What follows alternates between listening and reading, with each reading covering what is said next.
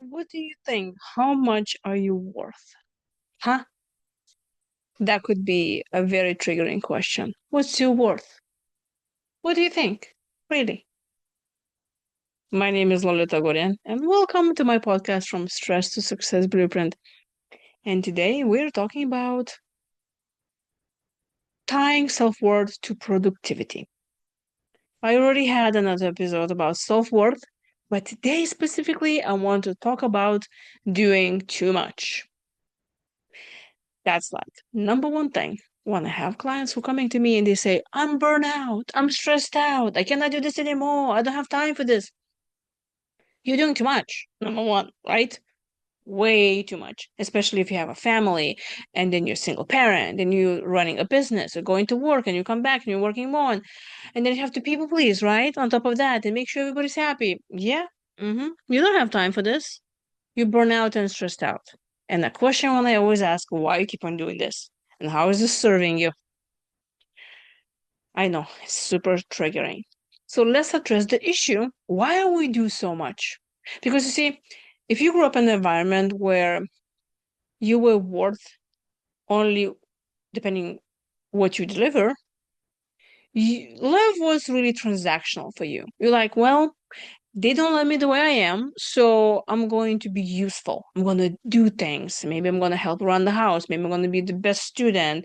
I'm going to make them proud. I'm going to show, look at this. I become a comedian and all the. You bring value to your parents, your caregivers, because you're afraid you're not going to get fed. Period. I hope you always had that safety. But there is more to life than just eating and sleeping, right? We need to feel safe. We need to feel wanted and validated and seen. So if you grew up in that kind of environment where the competition was the way of life, especially if you have siblings that you think that your parents or somebody loved them more than you, um, yeah, you will be this adult that constantly working overtime and want to be productive, the perfectionist, always go, go, go, go, go, because you're afraid to stop. Then you're gonna be discarded. So that what is that we do? Here are three fixes for you that you can improve your life right now. Redefine success. Okay. Your worth isn't based on how much you get done. There's a lot of people I know, especially entrepreneurs, that are continuously doing everything by themselves and they keep on doing the same thing over and over that sometimes doesn't even work. Like brings no result. But they keep doing it because in their mind, they're being productive, doing something.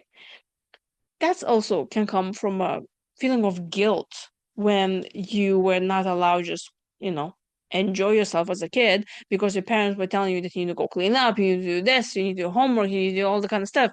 Yeah, I know. You're probably thinking already now, oh, come on. I mean, of course they have to do things. Um, but if you feel guilty of not doing things, that's mean you were really trying to produce something that they're happy with you. So productivity for you is a big deal. When I tell my clients, sit down and do nothing for 5 minutes, a lot of them have an issue with this. Even if I say, and now that's the tip for you, every hour, put an alarm on, and when it rings, take 1 minute and do nothing. Just do nothing. How'd that make you feel? Did you tell yourself, oh yeah, I totally can do this? Or you thought to yourself, oh my God, the whole minute I'm supposed to be working. If somebody gonna see me with my eyes closed, they're gonna fire me. That's that guilt that I'm talking about. That's the guilt that is moving you to produce more and be more productive because they will discard you. And well, hence you die. This is very like a self-preservation, really. So you need to redefine this. What is worth? What is the productivity? How much do you really need to achieve to count yourself as being productive? You really need to know how far is the horizon. Like you need to measure this. Like for example, you read a book, you read the book, it's over. But whatever comes to work, when is it's enough? So you really need to put stopping points and say, oh, I went that far. Now I know how far I went. And this is why I need to relax. This is whatever I need to do. So also you need to remember that moving forward is already progress. Not doing anything, that is bad from perfectionist point of view. So if you're already moving, if you're already producing, that's already enough. So between those two, find happy medium and redefine what is really success means to you. When is that you can say, hey, I've done it? You really need to define that. Second thing, you really need to have realistic work limits. Horizon has to stop, and you need to clarify with your employer, if you work, how much do you really need to do? What they expect of you, and deliver that. Because when they hired you, they had expectations. You have to meet the expectations, but nobody said that you have to exceed expectations. Also, you can ask about that too. What if you exceed the expectations? Are you going to get a bonus? You're going to get a raise? What is it? Never do more than is expected of you, because then you will feel resentful because you're not being rewarded. Happened to me over and over, so I know. And I have clients who do the same thing because we over deliver. We think if we're gonna give more, we're gonna get more. No, they're gonna pay you the same thing.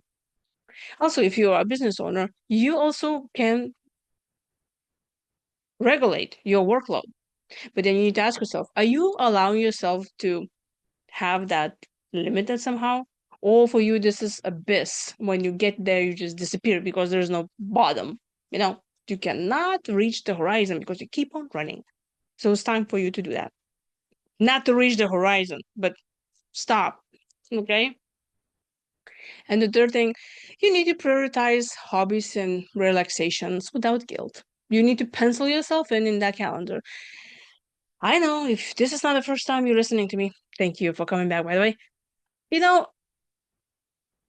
if you will run out of the energy and you get sick and tired, you cannot help those that are around you. So when you fill your own cup, then you can fill others. Start with yourself.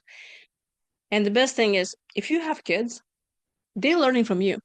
If you are not taking time to relax and enjoy your life, you're teaching to do the same. Now, question is for you. Do you want your kids to be sick and tired and work all the time for somebody else and not enjoy their life at all? No, you wouldn't, right? So take that and make sure you have lots of fun and you're showing them and you're teaching them by your example that life is fun and you scheduling something fun to do. Now, you immediately can push back and say, you know how expensive that is. I don't have time. Well, find time. Kick a ball with your kid for 10 minutes outside. Doesn't require that much money.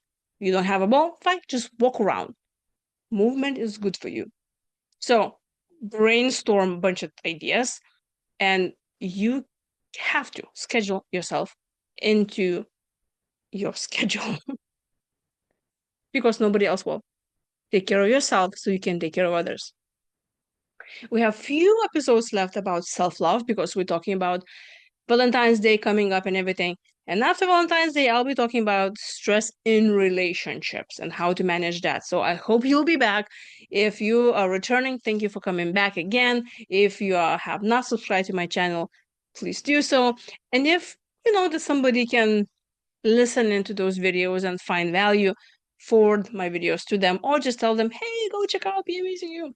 And if you need help, I'm here always. Leave me a comment below, ask a question, and go to my website, beamazingyou.com, book a session. I have online membership and my books are on sale, as you can tell. Now I put them on the wall. Um, and all of this, of course, on my website, amazon.com, and all that jazz. So I'm excited about the episodes I'm going to be talking about stress management and relationships because, yeah, we are in a lot of relationships because, well, we are human beings and we need to be belonging to a group. So I hope you give me some questions so I can answer. See you tomorrow.